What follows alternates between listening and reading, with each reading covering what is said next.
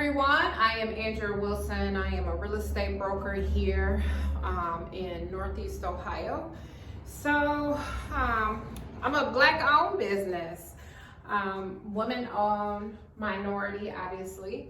So today I just wanted to jump on here. I wanted to kind of have a talk with you and chat about recent events, kind of my take on everything that has been going on, shed some light as it respects to real estate, and maybe put some other things like on your mind when it comes to all of this. So I guess I've come to a point where I feel like I have to be a little bit more vocal after watching a lot of the recent events over the years. You know, we're just tired of everything just keeps happening over and repeating itself, and you start to get frustrated. And with the rioting and the looting that's going on, and you know, I don't agree with the looting and going in and robbing businesses and causing damage and everything, but I definitely understand it's pent up, you know, bottled up energy and frustration because we've tried the peaceful route as Black folks. We've tried the peaceful route. We've tried everything that we can do, and everything is always done under a microscope in terms of, well, you're being unpatriotic or whatever else that comes up with it. And so, you know, the rioting has taken a toll. It's just one of those things that has become enough is enough. And so my job, or what I want to do here today, is just kind of speak some peace to all of that and words of encouragement, and just kind of share where we're at, right? So, you know, previously with some of the individuals who have gotten shot, whether it be at the hands of a police officer or of a citizen doing the killing. And so after it happens, you know, we all are in shock. And then after it happens, they start to try to dig. And that person goes under a microscope at that point, and they look for something. If it was 10, 20 years ago, they look for that little piece of information to discredit that individual and figure out a way to try to put out there why they deserve to die. You know, they do a character assassination towards that individual. And it doesn't matter if it's a child or an adult. We've seen this just across the board. And so as a people, we feel like we never get justice. Justice is never served through the court system. Cops are standing up for cops, for each other, and they're not coming forward to say right is right, you know, or wrong is wrong. And that's on either side of that. And so the reason I feel so compelled to talk today is because I think that our silence, just as Black people across the board or in general, has really hindered us. And so I wanted to talk a little bit about that so people really understand the magnitude of all of this, and that how much more common racism really is. So as a real estate agent, a lot of times we make cold calls, we call homeowners, we look for buyer leads, or we pay for leads for service to work with clients. And so a lot of times our first interaction with people are over the phone. And when I talk to people, a lot of times over the phone, they actually oftentimes are unable to determine that I'm Black. So I think over the phone, you know, they think that I am white until I show up on their doorstep, and they're like, oh, okay. And there's been cases where then I showed up on their doorstep to do business, and they don't want to do business with me because I am Black, right? That hurts. I can't ever say that one of my white counterparts in the same industry has shown up to a Black person's doorstep and they say, oh, I don't want to work with you because you're white. And so if you ask probably many of the other real estate agents in this business, they could probably attest to it as well, of having the same experience. While I'm not saying that everyone has this experiences, maybe not directly in real estate, maybe at a previous job, it's much more common than we want to talk about or realize. So for me, having that experience, I'm mad. I called my husband. I kind of vent with him after that incident has happened, letting him know how disgusted I am from that experience. But I'm grateful that we established that day one right at the gate before trying to continue to work together and causing other issues. Because obviously I don't want to work with someone who does not want to work with me. Because that does me no good, nor does it do them any good, right? But I want to bring this up because me not speaking about this, it turns to those individuals who have died because of racism and thinking like, oh, it was just them because of their background, or it was just they provoked it, or they pushed that, or it was on them. Because we as a people, we don't talk about this enough to share with other people because we don't want to make them uncomfortable. So amongst Black people, we talk about this to each other of, yeah, I experienced this, I did that, or whatever. But I would never really have this conversation not with maybe a couple, but not with too many of my white friends, because it is an uncomfortable conversation. And so me wanting them to feel comfortable about, or by not addressing it, has become a problem. Because what happens is, my background is corporate accounting. I worked in corporate America for many years, and I'm sure we've all been witness or experienced when some inappropriate conversations are being had, and not necessarily about race. It might be about a woman, it might be about sexual preference, or whatever it is. And where we stand by and do nothing because we feel that I don't really like that. And so you just kind of, you don't want anything to blow up from it, so you don't address it. Well, I'm saying that that's the wrong approach. It's the wrong approach because in today's society, that has given people the courage, the guts, and boldness to not only speak it publicly on social media, and because they think that they have so many allies on their side, because no one has spoken out about this and said, I disagree with you. Because we have allowed this to go on for so long, and we want people to feel comfortable that we don't even address this. So for me, my client base is mixed. I do a lot with African American families. I do a lot with a lot of foreigners. I do a lot with a lot of white people. So for me, it's like, well, if I express or I start to share and talk about these things, then I might lose half of my client base. Losing half of my client base could mean that I lose half the money. That could greatly impact myself, my family, and my ability to pay my bills. Because at the end of the day, I can't rely 100% on the African American community to support me and my business, and that's just facts, and I have to be real in this conversation, right? So I had a conversation last week with a gentleman that was a wholesaler, and one of the things that he made mention trying to prove his wholesaling point was that most real estate agents that he knows are broke, that they are struggling in the business. They can't pay their car note, they can't pay their house note. Well, I didn't get into that conversation with that gentleman the other day about that piece of the business because that wasn't the topic necessarily at hand. But I do want to address that today because I think it's appropriate with what we're seeing, what's going on in the world. He is right. He's right when he says that there are a lot of agents who are struggling and can't pay their bills. But this is very common in the Black community in terms of real estate agents. Our white counterparts are doing much better in the industry, and there's several factors in there. The first factor is those agents are selling to individuals who have better credit than us. They have their down payment money in line, and they're buying much larger homes, 200, 300, 400 plus and more homes.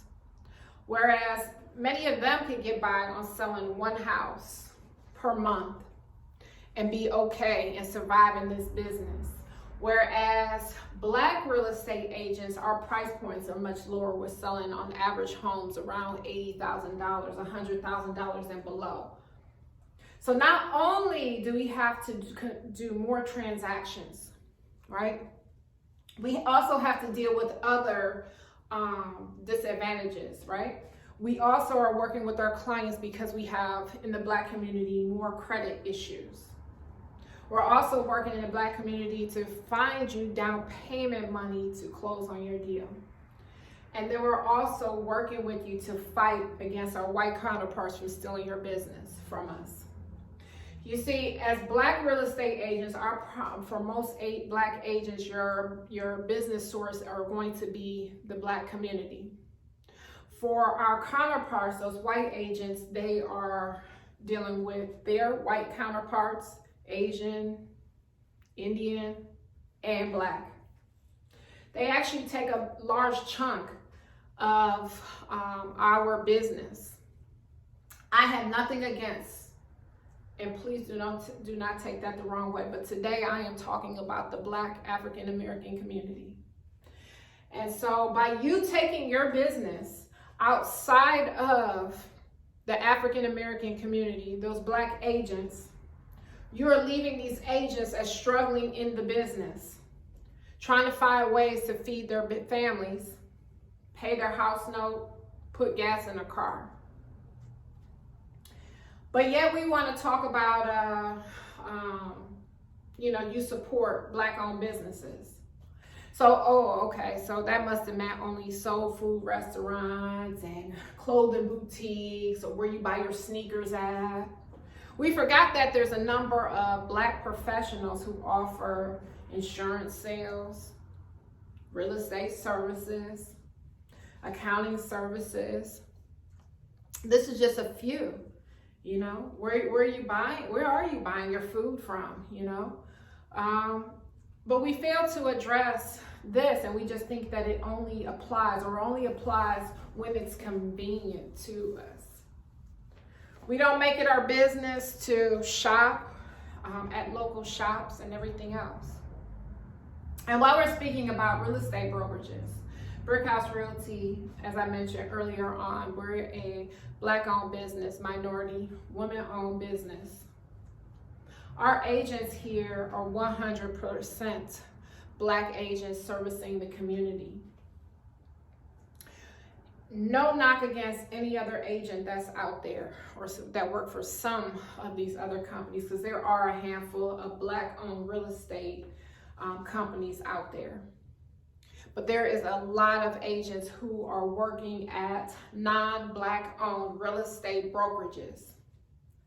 And while I appreciate when you at least finding a Black agent, that's a good step in the right direction. But you also need to think about shopping with a Black-owned company. Many of these other companies that are out there, they are corporations where their owners do not live, work, donate, or do anything for the communities that you're going to live in. Those dollars that those owners take from those communities are spent outside of your community. At Brickhouse Realty, we're right here in the community, servicing your community, volunteering in your community, donating to your community to help you, not just for that one transaction, that sale, but for ongoing.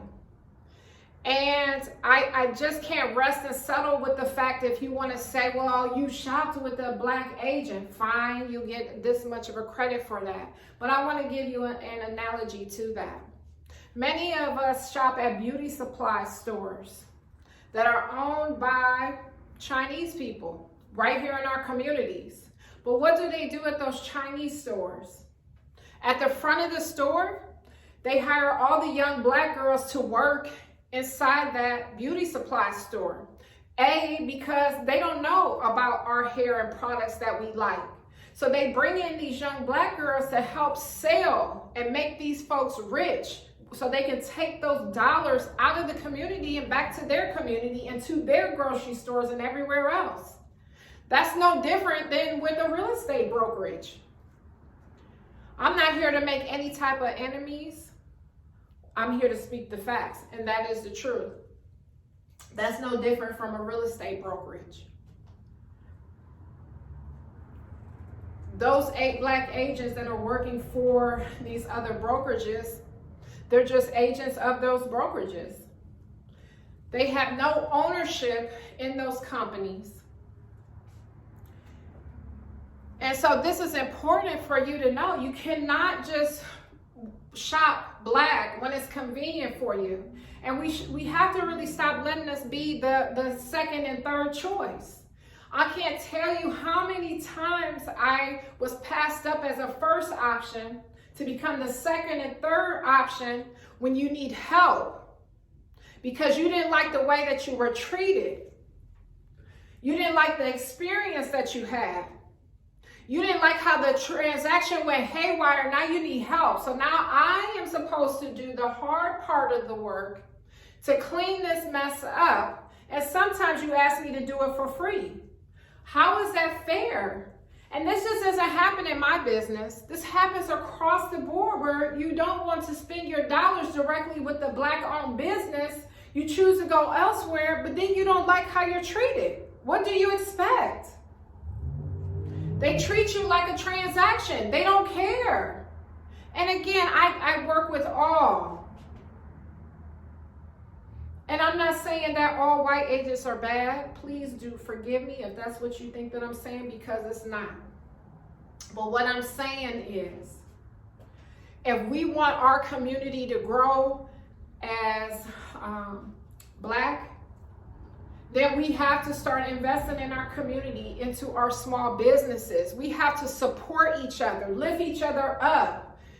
If you're eating, make sure the other person, your brother, your sister next to you are eating too. We cannot continue to go on and complain about our experiences and what we're dealing with if we're not ready to deal with what reality is and what that means to us as a society. You know, I work with, traditional buyers, and sellers. And so why not? You should be reaching out to a black agent, period. So where do we see most of our business come from the black community as real estate agents? In the vesting side, right? While I truly, truly appreciate that, I love seeing the black community invest in real estate. I think it's important for us to generate and create wealth for our families. I definitely feel that that's the right direction. I also feel that your first purchase, your first home purchase, should not be focused around it being your primary residence. It should be a multi-unit or a way for you to grow and build wealth for you and your family. It should not be looked at as your main home, not your first purchase. Sometimes we can't avoid it. It's unavoidable depending on what our circumstances are. But if you're starting young enough, this should be your area of focus. Buy you a 4-unit, a 3-unit, a 2-unit to start yourself off. You live in one unit, you rent the other unit out. So I definitely appreciate the fact that we are starting to get the ball rolling, having conversation, and as black folks, we're starting to invest in real estate. The problem is, many of you are coming to us as agents and you don't have the cash to even purchase the investment property. So you want me to go out, find the $5,000, $10,000 deal for you, and do all of the work and scour the earth and find this deal for you and work so hard to make pennies on the dollar. But yet your mother, your cousin, your sister, your brother decide to buy a house, and yet you don't refer them to me to at least try to offset all of the work that I put in to help you. And this is the thing, the mindset that we have to get away from. We have to start looking out for our own people. And this is the only way. Everyone's looking for a leader. What should we do? How can we do? And it's very basic. It's in front of our face, but we choose to continue to ignore it. As a real estate agent, when I start out, because you can't open your own brokerage, when you start out in business.